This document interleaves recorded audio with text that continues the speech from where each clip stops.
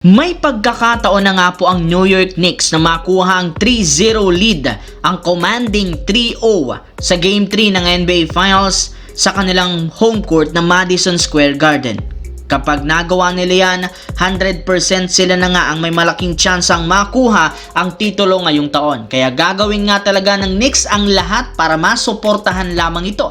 Maging ang presidente ng United States na si Donald Trump a-attend sa Game 3. Dahil sa pangyayaring ito, mas pinahigpit ng New York ang seguridad sa lugar. In fact, pinagbabawalan nga ngayon ang mga fans na magdala ng kahit anumang klaseng bag sa loob ng home court o wala rin namang gaganapin na watch party sa labas ng MSG at higit sa lahat pinayuhan ang mga fans na dumating sa arena 2 oras bago magsimula ang laro dahil mas mahigpit nga na seguridad. Bukod dyan, mas tumaas pa ang presyo ng ticket sa Game 3 since ang pinakamababa nga dito nagkakahalaga ng $10,622 o nagkakahalaga ito sa ating pera na 655 million pesos. Samantala, simula nga po nang lumabas ang balita na balak ni Austin Reaves kumuha sa Los Angeles Lakers ng max contract, sari-saring opinyon ang ibinigay dito ng mga fans. Mayroong pabor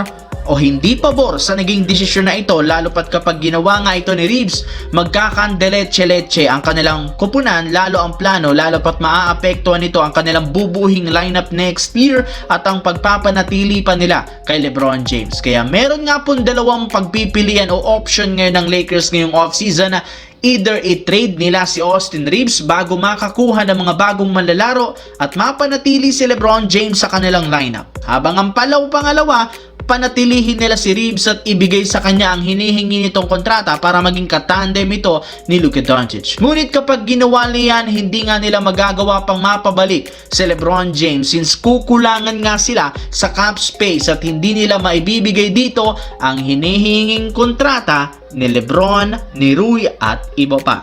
Yan ang malaking problema ngayon ni Rob Pelinka.